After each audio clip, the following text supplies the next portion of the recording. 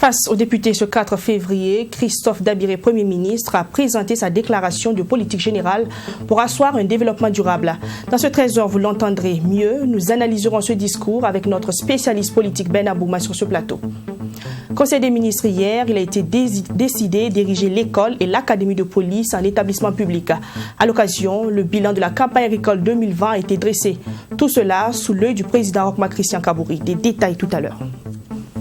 Voilà pour le sommaire de ce 13h du 4 février. Bonjour et merci de choisir Truy TV. Il était face aux députés il y a quelques heures. Le Premier ministre a expliqué comment il compte assurer sa fonction et permettre au Burkina Faso d'amorcer son développement. Plusieurs propositions ont été faites par le Premier ministre dans les domaines de la santé, de l'éducation, de la sécurité et de l'économie. À la suite de sa déclaration, un débat et un vote seront dirigés. La substance de la déclaration du Premier ministre dans cet extrait. Mon gouvernement entend parachever le processus électoral en cours en veillant à organiser dans les conditions optimales les élections municipales et le référendum constitutionnel. Cependant, le nouveau paysage politique résultant des élections du 22 novembre 2020, l'importance des réformes préalables à engager pour consolider la décentralisation et la démocratie locale pourrait justifier un report des scrutins de mai 2021. C'est pourquoi, dans les prochaines semaines, le gouvernement va engager des consultations avec la classe politique afin d'en déterminer les modalités. S'agissant du dialogue social, je salue l'accalmie relative au niveau de la fronde sociale qui permet aujourd'hui le bon fonctionnement de l'administration et la mise en œuvre de l'action publique de développement. Ce calme dénote du sens élevé de responsabilité des partenaires sociaux, leur volonté de préserver l'intérêt national et leur ouverture constante au dialogue. Je reconnais la contribution du Haut Conseil du dialogue social dans l'apaisement de ce climat social.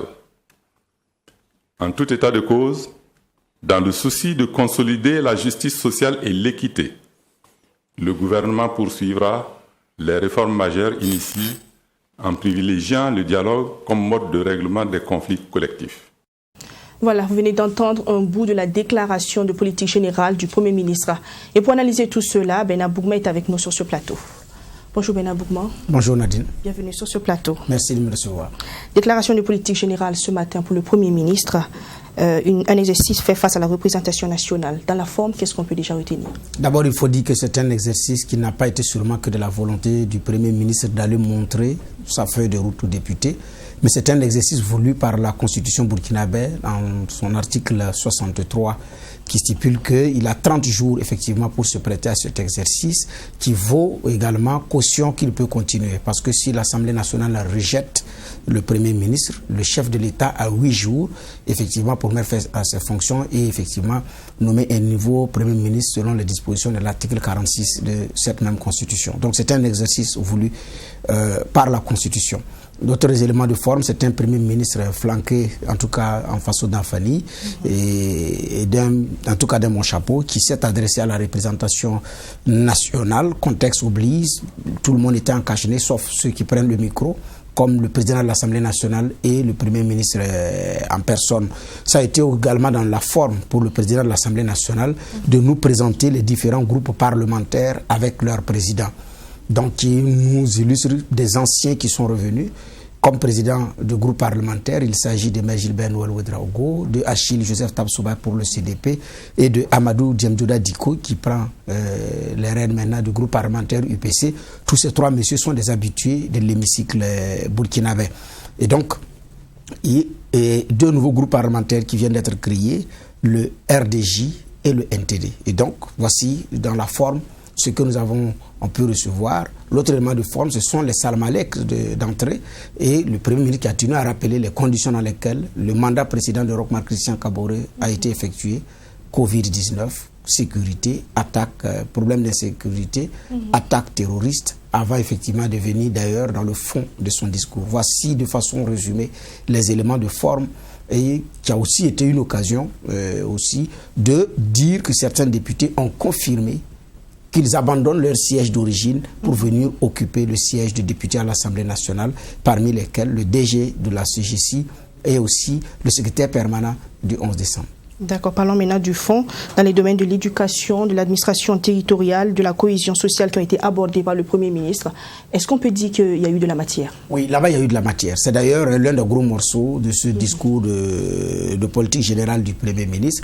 Parce que dans le domaine de la décentralisation, ce qui est annoncé, c'est le report des municipales. Ça, c'est fait, qui a été annoncé. Et donc, il y a des discussions qui vont être enclenchées dans ce sens. C'est l'annonce d'un projet de loi. Donc, par rapport au il y a un nouveau code général des collectivités qui doit consacrer un nouveau découpage, mais aussi qui doit permettre de donner plus de responsabilités aux arrondissements, qui a été également le vœu de plusieurs Burkinabés. Et normalement, dans ce nouveau code général des collectivités, les maires devraient être élus maintenant au suffrage universel direct en lieu et place des conseillers qui désignaient le maire. Et donc, ce nouveau découpage également doit consacrer également, comme on appelle ça, un projet de loi de l'adoption d'une loi sur la programmation de l'administration territoriale pour faciliter également le retour des personnes déplacées internes. Autre élément sur la stratégie de la cohésion sociale, comme vous l'avez dit, c'est la mise en place d'une stratégie nationale de la cohésion sociale, de sorte à n'exclure personne, mais aussi la tenue d'un forum sur la réconciliation nationale avec la classe politique et un dialogue social. Mais l'autre aspect aussi, c'est l'institution d'une journée sur la cohésion sociale. Donc voici, en tout cas dans le domaine de la décentralisation et de la cohésion sociale, je pense que c'est le grand boulot, pour ne pas dire de ce qu'on a pu avoir comme contenu. Sinon, beaucoup d'autres aspects ont été escamotés, survolés, pour ne pas dire à la limite ignorés. D'accord. Autre point, tout porte à croire qu'il y aura un référendum pour le passage à la 5e République. Oui, là il a dit. Donc référendum, parce que s'il faut adopter dans le code général des collectivités des nouvelles dispositions, si des nouvelles dispositions doivent être prises, il faut que la nouvelle constitution puisse être adoptée. Il faut qu'on passe à un référendum, parce qu'il y a des éléments liés aux désignations qui sont contenus effectivement dans la constitution, mais aussi qui sont complétés par le code général des collectivités, donc, et même le code électoral. Donc dans ces conditions, ça va être très difficile qu'avec les dispositions actuelles, on puisse effectivement changer de cap. Donc, le report, certainement des municipales, c'est pour tenir compte du nouveau code général des collectivités, de la loi de programmation de l'administration territoriale, mais surtout du référendum qui doit venir. Parce que si on la passe, ça va être effectivement très difficile. Donc, il va y avoir un report certainement des municipales si on veut parfaire la machine avant de passer effectivement à une autre étape, qui est aussi qu'on doit avoir un nouveau découpage au niveau du Burkina. Donc on aura de nouveaux départements probablement, de nouveaux villages probablement, et pourquoi pas de nouvelles provinces, avec la conséquence aussi de nouvelles régions, comme d'ailleurs il a annoncé à Fada, parlant du découpage, du nouveau découpage, quand le président, en son temps candidat pendant la présidentielle, l'avait annoncé, laissé entendre effectivement à Fada. Du reste, pour le nouveau découpage, c'était dans les tiroirs, parce que je dirais d'ailleurs un travail qui était presque terminé. N'eût été l'insurrection et tout ce qui s'en est suivi pendant la transition, je pense que ça va être un élément à réchauffer pour tenir compte des nouveaux enjeux. D'accord, dernière question pour vous. Cette déclaration est suivie de vote au regard de la configuration de l'Assemblée nationale. Est-ce qu'il y a véritablement un enjeu à ce niveau? Est-ce que ça ne va pas passer finalement comme une lettre à la poste? Nadine, je voulais d'ailleurs vous couper pour vous dire que ce n'est pas d'enjeu. Il n'y a pas d'enjeu. Le MPP est largement majoritaire à l'Assemblée nationale avec l'ensemble des partis qui composent la mouvance présidentielle. On est à combien? 106 députés. C'est 102, pardon. 102 députés au niveau de la majorité. L'opposition n'a que 25 députés, et donc ça va être très difficile, sauf tremblement de terre politique au niveau du Burkina. Et puis c'est un premier ministre qui n'est pas clivant, qui ne fâche pas même à l'opposition, qui a su être conciliant, qui a su donner l'image d'un premier ministre rassembleur, d'un premier ministre conciliant dans le dernier mandat dans le mandat écoulé de Roch-Marc Christian Kaboré, et qui revient solliciter également comme on appelle ça, une approbation. Et je pense également que ça va passer facilement, comme on l'a vu avec le président de l'Assemblée nationale, qui a été élu sans un challenger. et qui a d'ailleurs été plébiscité. Il n'y avait que 4 personnes qui n'ont pas voté pour lui. Et d'ailleurs, 2 ont fait bulletin nul, 2 se sont abstenus. Il n'y a même pas eu de vote défavorable. Donc je pense que là aussi, sauf tremblement de terre politique, et je suis prêt à parier qu'on n'en aura pas. D'accord, c'est la fin de cet entretien. Merci à vous d'avoir répondu à nos questions. Vous restez avec nous pour la suite de ce journal. C'est moi qui dis merci, c'est avec plaisir. Merci.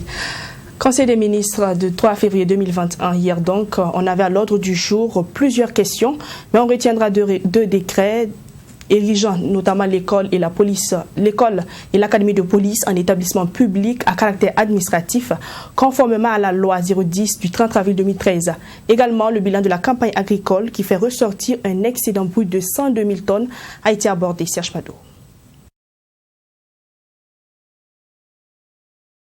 L'école nationale de police et l'académie de police sont érigées en établissement public à caractère administratif. Ce changement de statut permet aux 2 établissements d'être autonomes financièrement, selon le ministre en charge de la communication. Et ces 2 décrets donc permettent à l'école nationale de police, qui a été créée en 1970, il est bon de se rappeler cette date, ça fait quand même un bon chemin, et que cette école forme le personnel de police.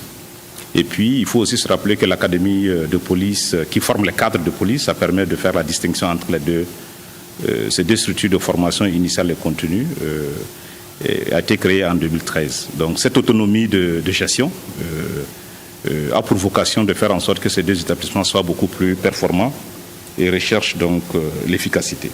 Au titre du ministère en charge de l'agriculture, on note une production excédentaire pour l'année 2020, ce qui permettra de desservir les provinces déficitaires. Alors, le bilan fait par le ministre et dans ce rapport définitif fait ressortir un excédent brut estimé à 109 000 tonnes.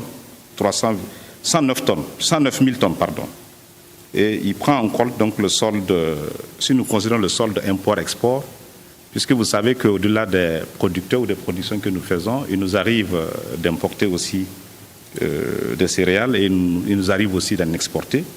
Et le bilan céréalier définitif donc fait ressortir un excédent net de 792 701 tonnes, dégageant en tout cas un solde positif apparent par habitant de 243 kg. Cette information paraît importante. Cela ne veut pas dire qu'il n'y a pas de province déficitaire. Les données globales du pays est de faire en sorte que là où il en manque, que nous puissions pouvoir donc servir les provinces déficitaires. Notons que c'est au total 7 rapports qui ont été examinés au cours du Conseil des ministres. 6 rapports qui concernent le ministère en charge des Finances et 1 rapport qui concerne le ministère de l'Agriculture, des Aménagements hydro-agricoles et de la mécanisation. Par visioconférence mardi dernier, le président du Faso, Rochma Christian Kaboré, participait à une session extraordinaire de la conférence des chefs d'État et de gouvernement de la communauté économique des États de l'Afrique de l'Ouest. Les chefs d'État ont harmonisé leurs positions pour le 34e sommet de l'Union africaine. Leur choix a été porté sur le président sénégalais Macky Sall. Mamitriana Kamabou. Pour la période 2022-2023, la présidence en exercice de l'Union africaine revient à la zone CEDEAO. Les chefs d'État de la communauté économique des États de l'Afrique de l'Ouest et CEDEAO ont harmonisé leurs positions en prélude aux élections à venir lors du 34e sommet extraordinaire de l'Union africaine prévu les 6 et 7 février prochains. Les chefs d'État ont donc porté leur choix sur le président sénégalais Macky Sall pour assurer cette charge. L'idée est de faire comme il y a 5 ans, que la CEDEAO, des pays de la CEDEAO ne se retrouvent pas en compétition pour des postes au niveau de l'Union africaine. Donc, il s'agissait donc de pouvoir s'entendre autour des pays où des candidats qui vont représenter donc l'Afrique de l'Ouest, notre espace, notre communauté au niveau de l'Union africaine. La CEDEAO a décidé de mettre en premier plan le poste de commissaire aux affaires politiques, paix et sécurité. C'est le candidat du Nigeria qui a été retenu. Pour le ministre des Affaires étrangères, le deuxième poste revient au Burkina Faso. Chaque région a droit à 2 postes de commissaire. Donc le deuxième poste va revenir au Burkina Faso et on verra en fonction du poste qui va se dégager. Le Burkina aura à présenter un candidat ou une candidate donc, à ce poste-là qui va revenir au Burkina Faso. Au cours de cette session extraordinaire, les chefs d'État ont aussi examiné la question des réformes institutionnelles au sein de la CEDEAO, notamment celle portant sur le nombre de commissaires. Selon le chef de la diplomatie burkinabé, Alpha Bari, les réflexions se poursuivent sur le sujet et l'ambition étant de rationaliser le budget de l'institution communautaire. 38e session ordinaire du Conseil exécutif de l'Union africaine par visioconférence également. Rencontre virtuelle qui a connu la participation du ministre en charge des Affaires étrangères, Alpha Bari. Plusieurs points ont été abordés, dont la stratégie de la lutte commune de l'Union face à la pandémie du Covid-19. Face à Natasseri. La riposte continentale à la deuxième vague de la pandémie du Covid-19 est la principale question abordée lors de cette 38e session ordinaire du Conseil des ministres de l'Union africaine. Il s'agira donc pour le Conseil exécutif de procéder entre autres au cours de cette rencontre virtuelle à l'examen du rapport sur la mise en œuvre de la stratégie commune de lutte contre le Covid-19 sur le continent africain. Et vous savez bien que l'Union africaine s'est engagée à fond dans la lutte contre donc, le Covid-19 en essayant d'harmoniser donc, les positions de l'Afrique vers donc, les partenaires avec la mobilisation de fonds et la création d'un fonds pour financer les activités de lutte contre la Covid-19. Et aujourd'hui, il se pose la question des vaccins. Et l'Union africaine est fortement engagée et avec le mécanisme COVAX et l'OMS, donc il y a donc des initiatives assez intéressantes qui se profilent donc pour l'Afrique. Le Conseil va aussi procéder à l'élection et à la nomination des 6 commissaires de l'Union africaine. Sur la table des échanges également, la question des candidatures africaines aux organisations internationales a été abordée. Le Burkina Faso est concerné par cette question avec le renouvellement de notre candidature au poste de l'OTIS. L'OTIS est l'organisation du traité de non-prolifération des armes nucléaires avec le docteur Lassina Zerbo. C'est le lieu aussi pour le Conseil de passer en revue le fonctionnement de l'organisation et les activités menées par ses commissions et organes. Notons que cette conseil ordinaire du Conseil exécutif se déroule du 3 au 4 février 2021 et se tient en prélude à la 34e session ordinaire de la conférence des chefs d'État et de gouvernement de l'Union africaine, prévue les 6 et 7 février à Addis Abeba en Éthiopie. Le mouvement pour la démocratie et le vivre ensemble, MDVE, veut accompagner Zéphirin Diabré dans sa dynamique de réconciliation nationale. Pour prouver sa bonne volonté, le mouvement a rendu mardi dernier une visite de courtoisie au ministre d'État, ministre de la Réconciliation nationale et de la cohésion sociale. Le MDVE dit être venu féliciter Zéphirin Diabré pour sa nomination à ce poste. Reportage Mamitria Nakamabo. Féliciter le ministre d'État, ministre en charge de la Réconciliation nationale et de la cohésion sociale, Zéphirin Diabré, pour sa nomination, tel est l'objectif de cette visite de courtoisie. Le mouvement pour la démocratie et le vivre ensemble, MDVE, félicite également le gouvernement pour le choix porté sur la personne de Zéphirin Diabré pour mener cette mission de cohésion sociale. C'est une prise de contact que nous sommes venus. Nous avons venu d'abord le féliciter pour sa nomination en tant que ministre d'État en charge de la réconciliation nationale. Et nous n'avons pas douté de sa bonne foi et de sa capacité à pouvoir mener cette mission que les plus d'autorité, à savoir le président du Faso et le Premier ministre, l'a confié. Dans son ambition de réconcilier le peuple burkinabé avec lui-même et d'instaurer la paix sociale durable au Burkina Faso, le MDVE, par la voix de son président, dit être disponible pour accompagner le ministre d'État, ministre de la Réconciliation nationale et de la cohésion sociale. Nous avons aussi témoigné de la disponibilité du mouvement pour la démocratie et le vivre ensemble à l'accompagner pour sa mission. Pour rappel, le mouvement pour la démocratie et le vivre ensemble, MDVE, a été créé le 3 août 2019. Le mouvement a procédé au lancement de ses activités le 22 décembre 2020. Après 5 à 6 ans d'études, 35 nouveaux architectes intègrent officiellement les rangs de l'Ordre des architectes du Burkina Faso. Hier mercredi donc, la nouvelle cuvée des architectes du Burkina Faso a prêté serment devant les juges du tribunal de grande instance du Ouagadougou. Image avec Michael Toukré. Pour Ange Amandine, c'est un rêve d'enfance qui vient de se réaliser. Ce 3 février, elle prête serment et peut désormais exercer le métier d'architecte. La plupart de la population ne connaît pas le métier d'architecte et c'est à nous de pouvoir faire connaître ce métier parce que beaucoup de gens ont peur d'approcher un architecte à cause du coût de nos prestations, mais ils ne savent pas qu'en nous approchant, ils vont réduire au maximum les erreurs sur chantier et tout ce qui est dégâts sur chantier. Comme elle, 34 autres impétrants ont été soumis au même exercice de prestation de serment au tribunal de grande instance de Ouagadougou.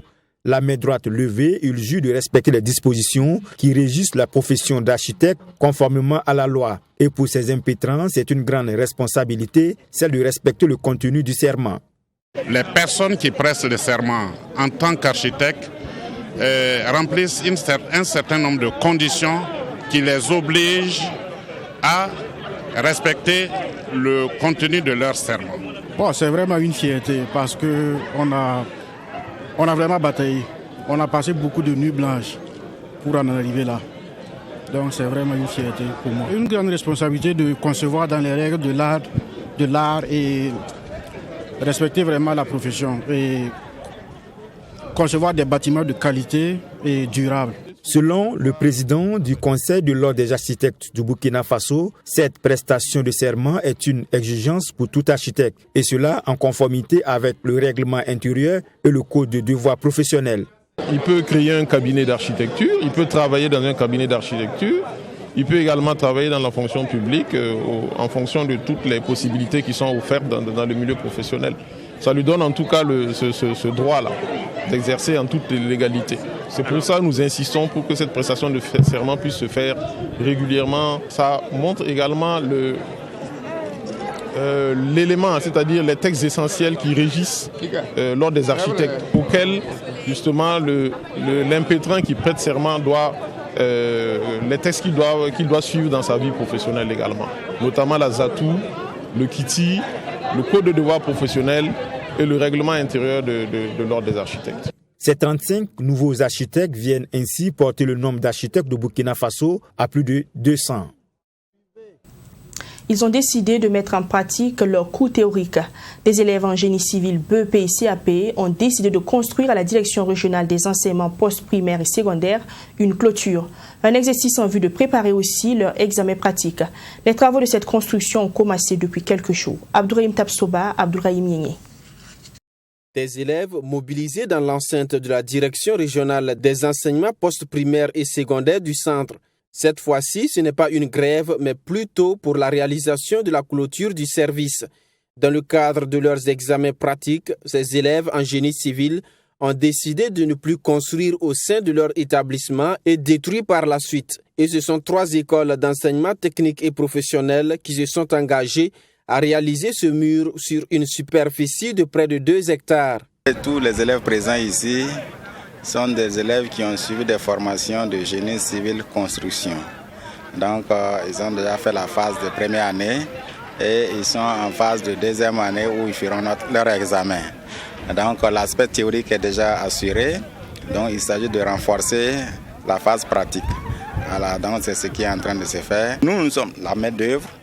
Comment nous pouvons exécuter et la main-d'œuvre nous utilisons pour pouvoir faire les constructions. Mais la matière d'œuvre, ça veut dire que les agrégats, les sables, les graviers et autres, là c'est fourni par la direction.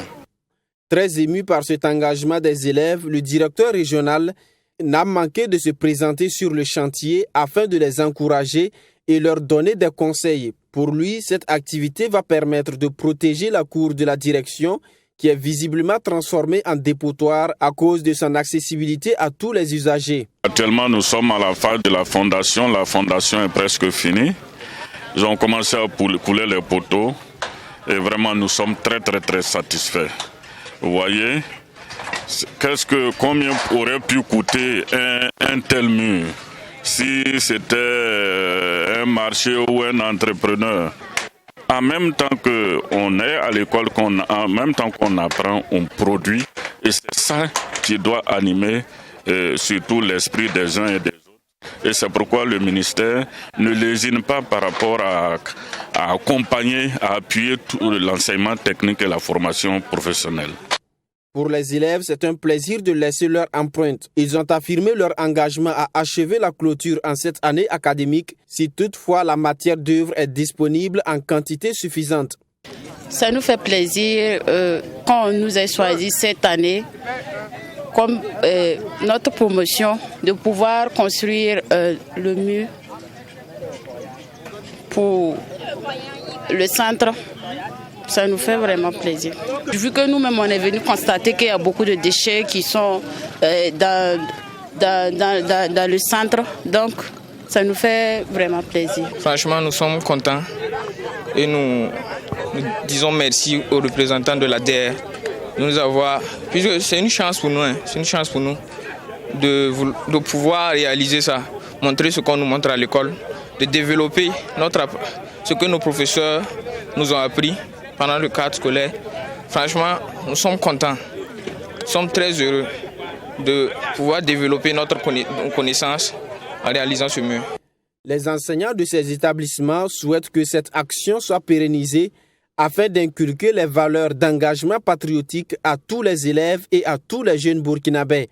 Les élèves, pour leur part, demandent des mesures d'accompagnement, notamment en matière de protection, pour être plus efficaces.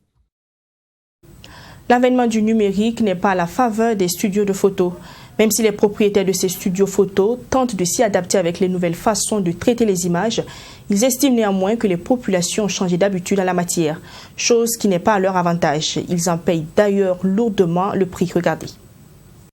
Avec l'avènement des téléphones de nouvelle génération, communément appelés smartphones, se faire une photo relève d'un jeu d'enfant. Plus besoin de s'y rendre dans un studio photo. Une évolution qui n'a pas que des avantages. Elle a amputé aux photographes professionnels une bonne partie de leur clientèle. C'est le cas de ce studio installé à quelques encablures du grand marché de Ouagadougou depuis plus de 2 décennies. Les quelques clients qui sollicitent encore ces services sont ceux qui viennent pour des photos d'identité pour l'établissement de leurs documents. La nouvelle donne des cartes d'identité et les passeports biométriques sont un coup dur également pour ces photographes. Avec le numérique actuellement, c'est un peu compliqué, surtout pour les photographes. Pour les photographes, parce que aujourd'hui, pour voir quelqu'un s'asseoir dans un studio pour faire des photos, c'est rare, à part les cérémonies. Même les cérémonies, il y a certaines personnes aussi qui, avec leur appareil photo et autres, ils font leurs photos sans problème. Donc c'est un peu compliqué. Actuellement, vraiment, ça ne va pas. Mais on fait avec. En 2002, 2003, 2004, si vous venez à Photolux ici, vous allez faire la queue. Parce qu'il y avait beaucoup de monde. Mais aujourd'hui, avec le numérique, tout le monde utilise le numérique. Donc ce n'est plus rentable comme avant. Loin de penser que les studios vont finir par disparaître, Jean Gansonré soutient que leur place reste primordiale dans la vie des Burkinabés qui très souvent font recours à ces spécialistes en photo. Cette photo de 1964, quasiment endommagée, sera numérisée et retouchée par Jean Gansonré. Actuellement, avec l'informatique, on arrive quand même à restaurer les photos sans problème. Surtout avec Photoshop et CCC. Il y a beaucoup d'outils qu'on peut utiliser facilement pour restaurer les images sans problème. Également, traiter les images, rendre ça plus belle. Et voilà. Donc, c'est un avantage pour nous en tout cas. Face à cette évolution, les photographes ont su s'adapter, selon Jean Gansonré. Aujourd'hui, les photos sont traitées, embellies et tirées sur place pour le client. Fin de cette édition de la mi-journée. Merci de l'avoir suivi. À demain, 13h.